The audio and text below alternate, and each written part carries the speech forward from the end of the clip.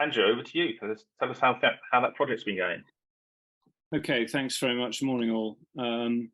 Thank you for letting me give you a quick update report, interim report on the project that we've been running. Hopefully my screen is sharing. Someone yell if you can't see it. Led by the cluster, and the idea of this is to try some new ideas around reskilling people, in this case, people from the armed forces community, to help them on their journey into cyber related roles. We've also teamed up with Swindon and Wiltshire Local Enterprise Partnership, and in fact they're coming on board increasingly, having Jeff drawn down some of the project funding that you're talking about. The Institute Coding, we might come back to that.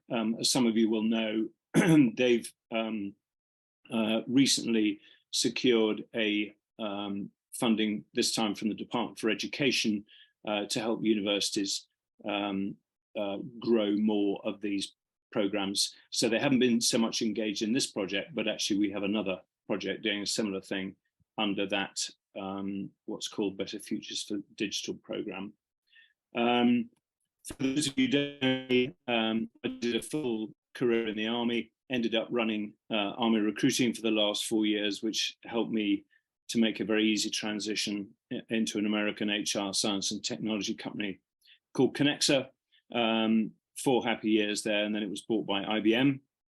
And I stayed with IBM for a couple of years, really long enough to get their support for what I was doing, wanted to do, which was to set up a social enterprise, SaluteMyJob, which supports, provides advice to employers, sort of forces-friendly employers, who want to put structured programs in place, access the ex-military talent pool. And then the social part of it is the work that we do to support people from the armed forces community. So I will just, well, I will do it if I can get this to work. There we go. The context of this, you'll be well aware of the skills gap. I won't drone on about that.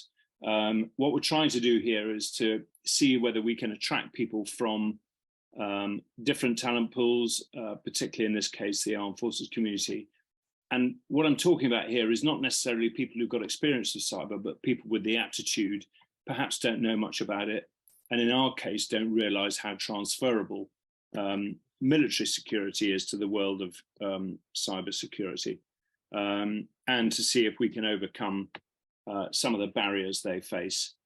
That's the context in which we're doing this. And we decided, if you look at our website, this one is a cybersecurity analyst, and we're using, excuse me, content provided by Coursera, their cybersecurity analyst qualification, and they go through 8 modules and an assessment, and come out of this with an IBM stamp on their forehead, certifying that they've got to a standard as a cybersecurity analyst. And you can see on this slide some of the goals there. We ran a first pilot project in Scotland during the lockdown, which was okay, but was badly affected by the lockdown.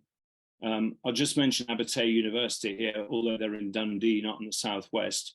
They are an example of a tertiary education establishment who is willing to allow us to pluck modules. In this particular case, it was a pen testing module out of their cybersecurity master's course, compress that and deliver that as a unit, if you like, to a cohort of people without all of the sort of level 8 entry standards, those sorts of things that are often a barrier to military people getting into opportunities like this. I mention that because that project is being revitalized under this Institute of Coding initiative. And if anyone wants to know more about that, I'd be delighted to let you know that is national. It's not limited to Scotland or indeed the Southwest. We all know that demand is strong, and in particular from, this says 5,500, I should have updated that. There's actually over 9,000 companies that have pledged their support to the armed forces. So not only are we helping, hopefully, people with their skills gaps, but we're helping people deliver on those pledges that they have made. There is a healthy supply of ex-military people out there. It is a very disparate group, as many of you will know, but there's around 20,000 people a year who leave the armed forces. Sadly, that's quite a high flow out at the moment. And there's around 1 million working age veterans and a big wider community. And we work quite hard to also try and get the message out to spouses and others within that wider community. And as I said earlier, we wanted to test demand. So this is where we have got to pretty much as of today in terms of what we were trying to do out of the project. We set a little test for ourselves. We put out a job advert for a cybersecurity analyst. We got, I think, 6 not very encouraging responses to that. When we started marketing with the cyber cluster's help for people to come forward for a program, a structured program that selected them, helped them through training, and on a journey, as you can see here, we exceeded what we thought was a reasonably ambitious target. And we had 311 applications, and most of those came within the first 3 weeks. And we also brought in a whole load more of people who wanted other learning opportunities that we offered. So that at least proves that there is interest in cybersecurity and that there is demand from the prospective learner's perspective to get on it. We ran people through a short assessment and then have enrolled them in the training. As you can see, that training is ongoing at the moment. There are issues, as there often are with online training, around people sticking with it and completing it. But that is a very important part of phase 2. And we've just hired a new project manager to make that work more effectively. The process here, very quickly, this is the model. One of the things that we're trying to demonstrate here is that there's a lot of the funding that is, as you'll know, is steered towards training and training on its own, sometimes with a sort of interview at the end of it, which I don't really recognize as an outcome. What we're trying to do here, rather than using training as an end in itself, is training as a means to an end. So we're trying to join this together in a coherent process. And that is what the military community are reacting to very well. As you can see, we're taking a sort of step-by-step approach, not over years. This needn't take that long, but that sort of practical experience to step forward is really important. And I'll come back to that in just a second. This is very much a collaborative venture. I'm doing the talking, but there's a lot of other people involved in this. There's an increasing number of employer partners who are also coming on board as the project develops. Those employer partners are key to success. I've spoken to various of you, Rupert and others, about this in the past.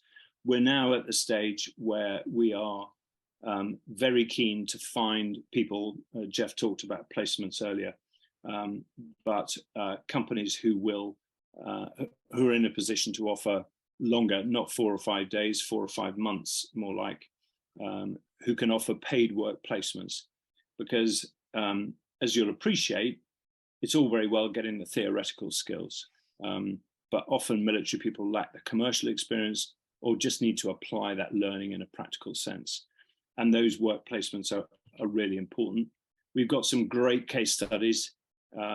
This guy was ex-Royal Marines and worked in the North Sea for a while as a systems control operator, realized that his job was going to be replaced by automation. So came through the program and is now working for a company called Quorum Cyber very successfully. That's worked really well. He has some technical knowledge. This guy, Gurkha, was from an infantry background, no technical knowledge. And he did a long work experience period. It was originally going to be 6 months. They extended that to a year, but he's now working as a manager in IBM's Security Operations Center in near Winchester, and that was, he got that on his own merits. So that was nothing. We didn't shoehorn him in there or any other way. So there are some very good stories of how we're drawing people into this who would otherwise not think of cyber and just need help on that journey. That's all I wanted to talk about in terms of the program. I've got one other, while I've got the floor, if I may. I've talked about forces-friendly organizations. There are thousands of them. However, there is nowhere for them to go to share the opportunities that they offer, not just in the workspace, but housing, finance, health and well-being, all of those things which are part of the transition journey that we all face when leaving the armed forces. So we've been working for a year or two on a project to build a platform, a marketplace, if you like, that transacts on those opportunities. That's launching in April, and we need organizations and individuals, not necessarily from the armed forces community, to help us develop the platform and scale it. If you're interested in that and would like to be part of the journey as an individual or as an organization, please follow that hashtag joining forces or trooper.co.uk, and we'd be delighted to tell you more about it. And that's me.